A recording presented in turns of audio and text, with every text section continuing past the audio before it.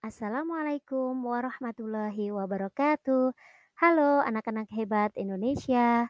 Berjumpa kembali dalam pembelajaran kimia bersama saya, Ibu Dwi Retnaningsih. Kali ini kita akan belajar tentang sel volta. Pada pertemuan sebelumnya kita telah membahas sel volta, yaitu terkait definisi, komponen, penentuan katoda dan anoda, arah aliran elektron, reaksi yang terjadi, hingga besarnya potensial sel. Kali ini kita akan mengulang kembali agar kalian lebih memahaminya. Yang pertama, kita ingat kembali tentang sel volta. Sel volta adalah sel elektrokimia yang mengubah energi kimia, yaitu reaksi redoks spontan, menjadi energi listrik. Untuk penentuan katoda dan anoda, kita bisa gunakan jembatan keledai yaitu kapan volt. Katoda positif, anoda negatif terjadi pada sel volta. Kemudian yang kedua, untuk reaksi yang terjadi pada elektroda, pada anoda terjadi reaksi oksidasi dan pada katoda terjadi reaksi reduksi. Untuk memudahkan kalian bisa mengingatnya dengan bantuan jembatan keledai anoks karet. Yang ketiga, aliran elektron. Elektron mengalir dari anoda ke katoda. Adapun penentuan notasi selnya bisa kita tulis dengan cara anoda garis 1 ion garis 2 ion garis 1 katoda.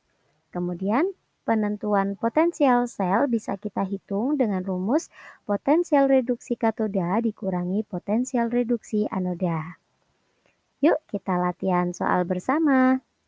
Diketahui potensial reduksi untuk reaksi Ni2 positif ditambah 2 elektron menjadi Ni, potensial reduksinya sebesar negatif 0,25 volt.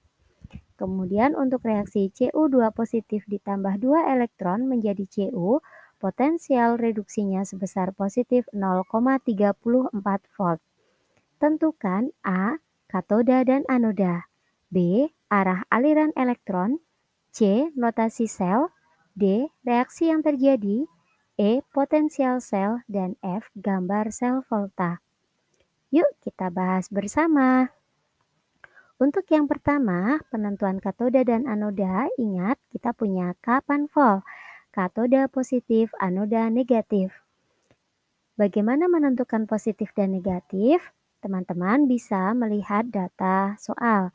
Di sini kita lihat untuk reaksi Ni2 positif menjadi Ni, potensial reduksinya berharga lebih negatif.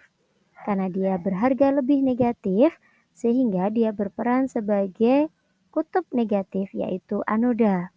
Adapun Cu, karena kita lihat potensial reduksinya berharga lebih besar atau lebih positif, maka dia berperan sebagai kutub positif atau katoda. Kemudian yang kedua, untuk aliran elektron, elektron mengalir dari anoda ke katoda, yaitu dari Ni ke Cu.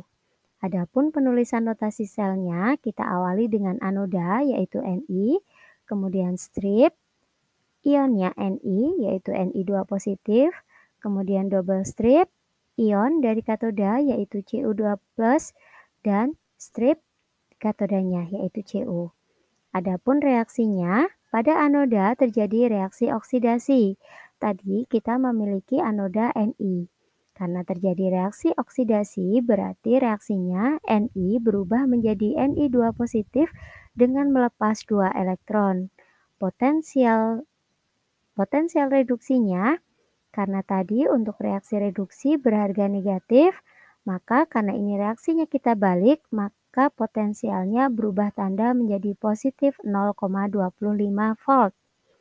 Sedangkan pada katoda kita tadi memiliki Cu, terjadi reaksi reduksi sehingga yang tereduksi adalah ion dari elektrolitnya, yaitu Cu2 positif dengan menangkap 2 elektron berubah menjadi Cu dan potensial reduksinya sebesar positif 0,34 volt. Nah, kedua reaksi ini jika kita jumlah, kita akan mendapatkan reaksi redoks yaitu Ni ditambah Cu2 positif menjadi Ni2 positif ditambah Cu dengan potensial sel sebesar positif 0,59 volt. Nah, teman-teman, untuk penentuan potensial sel dapat juga kalian hitung dengan rumus potensial reduksi katoda dikurangi potensial reduksi anoda. Katoda tadi adalah Cu, besarnya adalah positif 0,34 volt.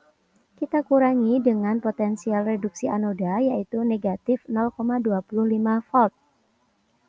Sehingga hasilnya sama, kita peroleh potensial sel sebesar positif 0,59 volt. Lalu bagaimana cara kita menggambarkan sel voltanya? Caranya adalah kalian gambar dahulu 2 gelas, kemudian di masing-masing gelas kita celupkan batang elektroda.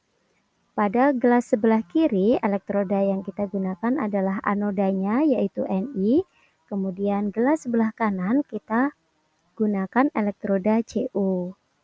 Nah, kemudian kedua elektroda ini masing-masing dicelupkan dalam larutan elektrolit yang tidak bereaksi dengan elektrodanya. Misalnya untuk Ni yang tidak bereaksi dengan Ni adalah NiSO4. Kemudian pada gelas yang kanan, Cu kita celupkan dengan elektrolit yang tidak bereaksi dengan Cu. Misalnya CuSO4. Kemudian kedua elektroda ini kita hubungkan dengan kawat dan dihubungkan dengan jembatan garam. Nah, sangat mudah bukan?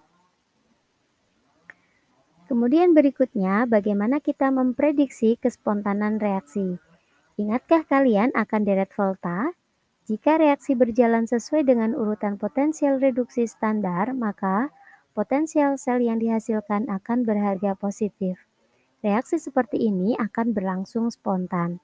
Misalnya, kita punya data Fe2 positif ditambah 2 elektron menjadi Fe besarnya potensial reduksi sebesar negatif 0,44 volt.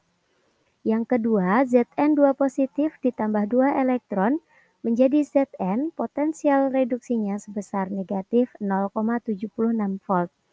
Dan data ketiga, Cu2 positif ditambah 2 elektron menjadi Cu, potensial reduksinya sebesar positif 0,34 volt. Tentukan reaksi berikut spontan atau tidak. Nah, di sini ada data notasi sel untuk dua reaksi. Nah, ditanya mana yang spontan atau tidak. Mari kita bahas bersama. Nah, untuk membahasnya kita punya tips mudah teman-teman. Caranya kalian cukup membuat urutan deret volta. Bagaimana cara membuat urutan deret volta? Yaitu dengan mengurutkan besarnya potensial reduksi mulai dari yang paling kecil menuju yang paling besar. Nah, di sini yang paling negatif adalah Zn dengan nilai negatif 0,76 volt. Diikuti Fe negatif 0,44 volt dan yang paling positif adalah Cu yaitu positif 0,34 volt. Sehingga kita mempunyai deret volta dengan urutan paling kiri adalah Zn, diikuti Fe, kemudian Cu. Nah, bagaimana kita menentukan spontan atau tidak? Caranya, jika tadi diketahui ada notasi sel seperti ini, maka teman-teman cukup mencoret ionnya. Jadi ionnya kita coret, sehingga kita lihat yang tersisa ada logam Fe dan Zn. Nah, setelah ion kita coret, kita lihat di sini yang tersisa Fe di sebelah kiri dan Zn di sebelah kanan. Nah, teman-teman lihat pada deret volta apakah benar bahwa Fe ada di sebelah kiri Zn? Setelah kita cross-check, ternyata mestinya Zn yang ada di sebelah kiri Fe. Dengan demikian, reaksi yang A tidak sesuai dengan urutan deret volta, maka dia tidak spontan. Sama halnya dengan reaksi yang B, teman-teman tinggal mencoret ionnya, sehingga tersisa Zn ada di sebelah kiri Cu. Nah, karena dia urutannya sesuai dengan deret volta, maka reaksi yang B berlangsung spontan. Hal ini bisa kita buktikan dengan menghitung besarnya potensial sel. Untuk reaksi yang A, potensial sel bisa kita hitung potensial reduksi katoda dikurangi potensial reduksi anoda. Katodanya di sini Zn dengan nilai negatif 0,76 volt dikurangi anodanya yaitu Fe sebesar negatif 0,44 volt. sehingga diperoleh potensial sel sebesar negatif 0,32 volt. Nah, bisa teman-teman lihat di sini nilainya negatif, berarti reaksinya tidak spontan. Demikian juga untuk reaksi yang B bisa kita buktikan dengan menghitung potensial selnya. Sama caranya seperti tadi, yaitu potensial reduksi katoda dikurangi potensial reduksi anoda. Jika kita lihat notasi selnya, maka katodanya adalah Cu, besarnya adalah positif 0,34, dikurangi anodanya Zn, yaitu potensialnya sebesar negatif 0,76 volt. Sehingga kita peroleh potensial selnya sebesar positif 1,10 volt. Nah, karena harganya positif, berarti reaksi ini berlangsung spontan. Nanti jika teman-teman mendapatkan soal bentuknya bukan notasi sel, melainkan reaksi, maka caranya sama teman-teman.